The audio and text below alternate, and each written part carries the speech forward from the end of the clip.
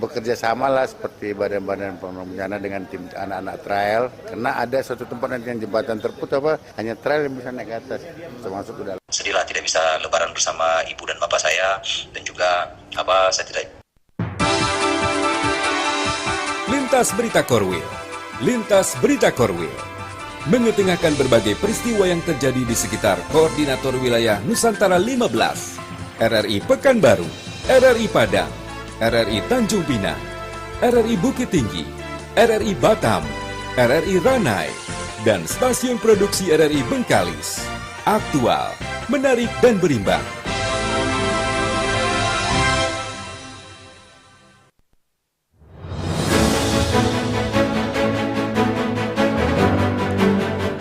Selamat sore pendengar, berjumpa bersama saya Wati Kusuma dalam Lintas Berita Berjaringan Olahraga Korwil Nusantara 15 Pedang Prabu edisi Sabtu 5 April 2025.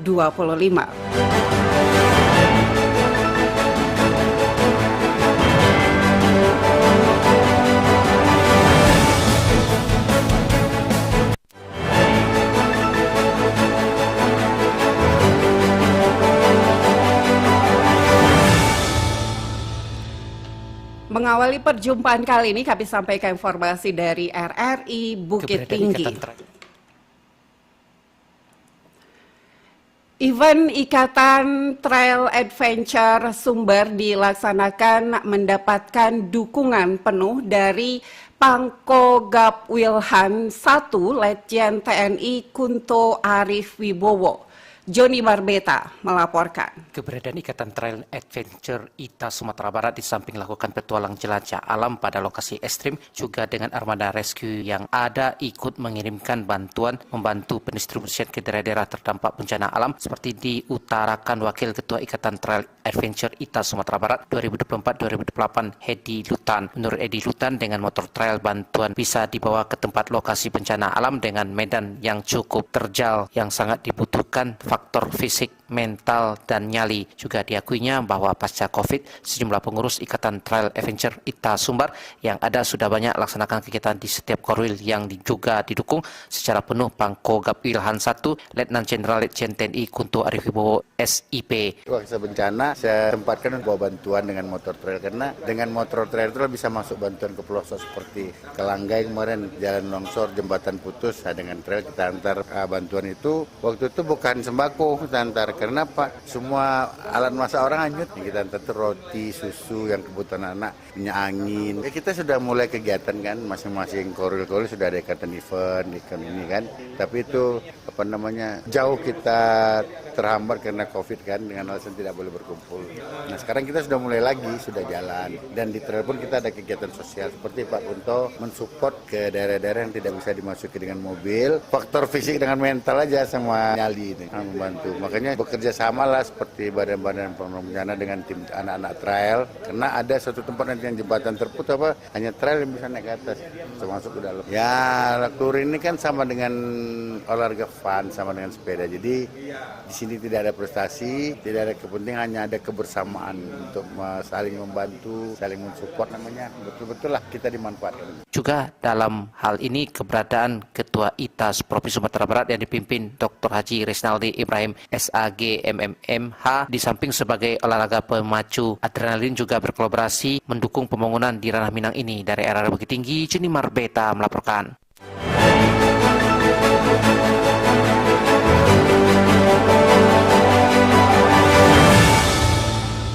Kita beralih ke RRI Padang. Setelah diliburkan sejak 11 Maret lalu, skuad Kabau Sirah kini bersiap melakoni 7 laga sisa di putaran kedua Liga 1 musim ini. Adapun 7 laga tersebut dengan rincian 3 laga kandang dan 4 tandang. Reporter Iwan Setiawan melaporkan. Jelang tandang ke markas PSM Makassar tanggal 10 April, sejak 2 April lalu sesuai jadwal, tim telah kembali berlatih. Latihan diikuti seluruh pemain yang sebelumnya diberikan waktu untuk berlebaran bersama keluarga di kampung halaman. Sedangkan pemain asing mayoritas tetap berlatih di mes Menpada FC. Setelah dikontak dari CEO Menpada FC Win Bedadino mengatakan, dengan persiapan yang mepet ia tetap berharap Jajaran pelatih bersama pemain tetap berjuang agar dapat lolos dari lubang degradasi. Menurutnya, tim kini dalam posisi sulit karena harus mampu menang di seluruh pertandingan agar tetap bertahan di kasta tertinggi sepak bola tanah air. Dari 18 tim peserta, tim Kabau Sirah berada di peringkat 17 dengan poin 22. Ia menyebut meski berat namun ia tetap mendukung Galapagamo dan kawan-kawan agar mampu meraih kemenangan baik di laga tandang maupun kandang. Gimana kita bisa memaksimalkan, karena ya setiap pertandingan itu sekarang ini kan kita harus targetnya poin penuh ya, kalau mau aman dan masih stay di Liga 1. Kita minta pemain, pelatih, ofisial fokus untuk mendapatkan 3 poin. Win Badarino menyebut usai tandang ke markas PSM Makassar 10 April nanti, tim Kabau Sirah bersiap menjamu PSIS Semarang 17 April nanti. Laga selanjutnya Semenpara FC akan menghadapi tuan rumah Persija Jakarta 27 April 2025. Selanjutnya tim akan kembali ke Padang untuk bersiap menghadapi Madura United 5 Mei 2025. Akan dilalui Semenpara FC masing-masing tandang ke markas Persebaya Surabaya dan menjamu Persik Kediri tanggal 17 Mei mendatang. Iwan Setiawan melaporkan.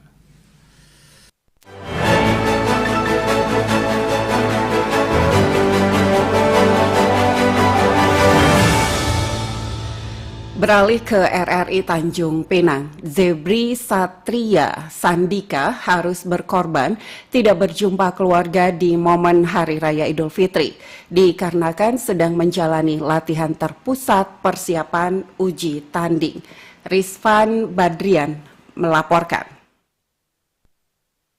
Momen Idul Fitri menjadi saat yang dinanti-nanti oleh banyak orang untuk berkumpul bersama keluarga di kampung halaman. Namun bagi sejumlah atlet tinju Indonesia, Lebaran tahun ini terasa berbeda. Mereka harus merelakan tidak mudik demi menjalani pemusatan latihan atau TC intensif menjelang pertandingan penting. Salah satu atlet yang merasakan kerinduan mendalam adalah Zebri Satria Sandika, asal Kabupaten Kepulauan Anambas, Kepulauan Riau, yang menjadi atlet tinju profesional. Dia mengaku berat hati tidak bisa merayakan Idul Fitri bersama orang tua dan saudara-saudaranya. Sedihlah tidak bisa lebaran bersama ibu dan bapak saya, dan juga saya tidak bisa menghadiri pernikahan adik kandung saya di kampung. Ya sedihlah. Namun Zebri Satria Sandika yang akrab disapa Satria Anak Melayu pun menyadari bahwa pengorbanan ini harus dilakukan demi mengejar prestasi di ring tinju. Menurutnya, ini merupakan kesempatan emas dalam karir profesionalnya. Ya paling saya cuma telepon, nanya bagaimana keluarga bapak saya. Satria memahami bahwa tidak mudik saat Lebaran adalah pengorbanan besar, tetapi ia yakin bahwa kerja keras akan membuahkan hasil yang manis. Dirinya berharap pengorbanan para atlet ini bisa menjadi motivasi bagi semua petinju di tanah Melayu, terutama Kepulauan Riau, untuk terus berjuang dan pantang menyerah. Reporter Rizvan Badrian, Pro 3 terus mengudara untuk Indonesia.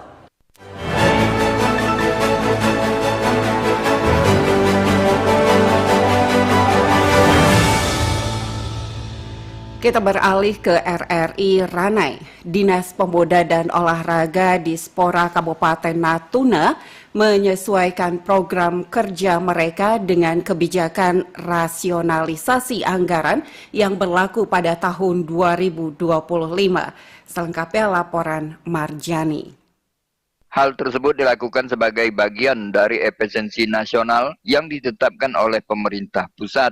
Kepala Dinas Pemuda dan Olahraga Kabupaten Natuna, Hikmatul Arif, kepada RRI mengatakan rasionalisasi ini berdampak pada berbagai sektor termasuk pemindahan dan pelaksanaan program olahraga. Menurutnya, beberapa program yang direncanakan kemungkinan besar tidak dapat dilaksanakan pada tahun ini karena adanya pemotongan dana. Meski demikian, pihaknya akan terus berupaya menjalankan program yang masih memungkinkan dengan memaksimalkan sumber daya yang ada. Rasionalisasi anggaran, kita itu kan ada ini efisiensi ya dari pusat, yaitu 2025 ini ada pelunasan utang juga kan, tahun 2024. Jadi memang terkait dengan itu memang kami Dispora pun harus merasionalisasikan juga alur kerja menyesuaikan dengan penghematan pemotongan anggaran 2025.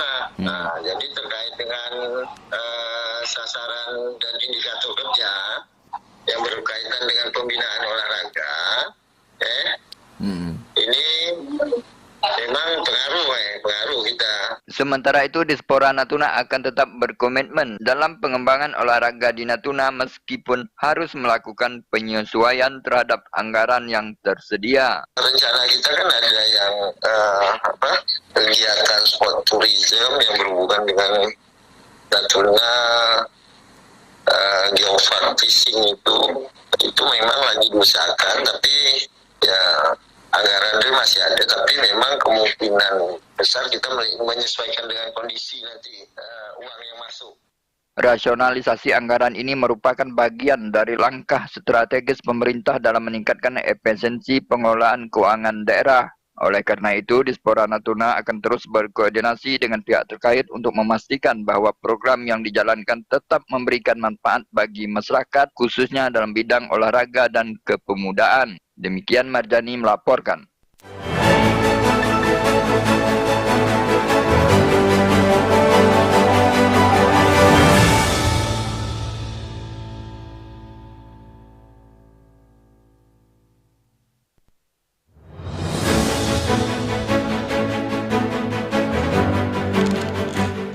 Pendengar, berita dari RRI Ranai tadi sekaligus menutup lintas berita berjaringan olahraga Korwil Nusantara 15 Pedang Prabu edisi Sabtu 5 April 2025. Terima kasih Anda sudah bersama kami. Saya Wati Kusuma dari RRI Bukit Tinggi bersama kerabat kerja yang bertugas pamit undur diri. Selamat sore dan sampai jumpa.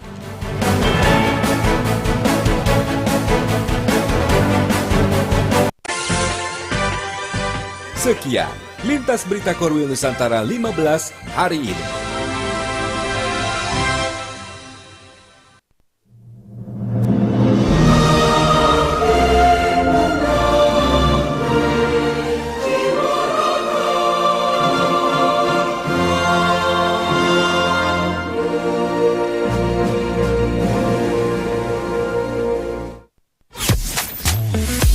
Pro 1 RRI Bukit Tinggi 97,2 FM, kanal informasi dan inspirasi.